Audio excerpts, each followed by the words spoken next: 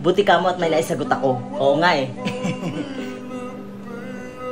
Teka, kuya mo ba yun? Ha? Ayun no, kuya mo yun di ba?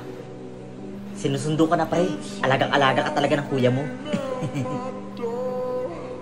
Sige pre, una na ako ha. Sige pre, ingat ka ha. It would take a whole lot of medication.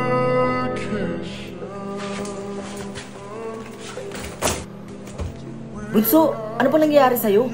Kanina ka pa ganyan? Kuya, ba't mo ako sinundo? Ba't mo ginawa yun? Ano na sasabihin ng mga kaklase ko? Siyempre, Bunso, para ligtas ka makauwi. Malaki na ako, college na ako, hindi na ako bata. Huwag mo na ako susunduin ulit ha.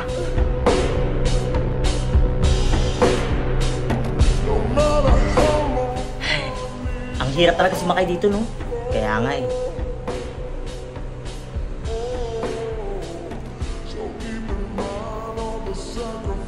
Pre, doon tayo dumaan. Ha? Bakit? Bilis na. Keep you by my side.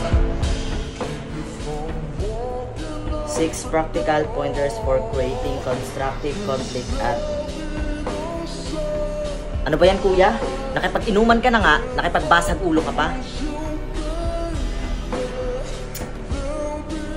Oo nga eh. Oo, ito si Adrian, bayad na kay Francis ha.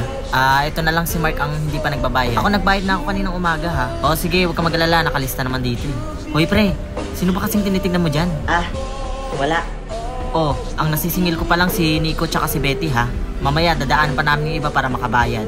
Pre, sa'yo ko ibibigay bukas ha. Ano, okay ba yon? Hoy, pre. Okay, sige. Hala, kawawa naman siya. Kawawa naman to. Ano bang nangyari sa kanya? Grabe, ang dami saksak sa kanya. Si ano to, di ba? Yung kapatid ni ano? Grabe, kawawa naman. Alang, makaluluwi ko. Wala na ba talaga siya? Tingnan nyo nga kung humihinga pa. Humihinga pa imbunay. Maara ka man dinagin ha. Aling Melda? Wala na ano pong meron? Bakit? Ang daming tao. Naku Marvin, ang kuya mo wala na. Nasaksak siya. Ha?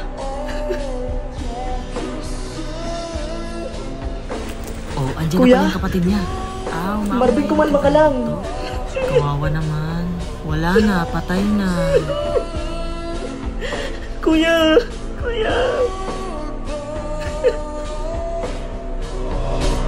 I'll pick up these broken pieces till I'm bleeding. That'll make it right. 'Cause there'll be no sunlight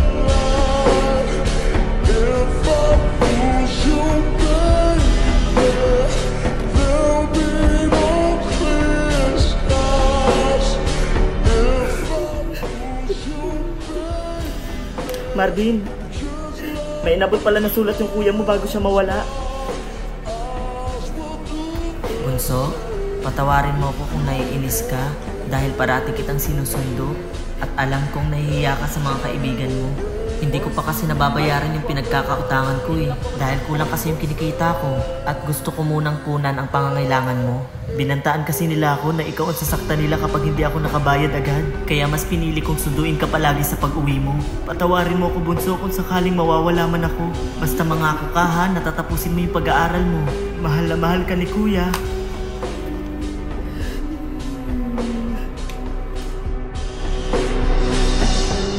I'm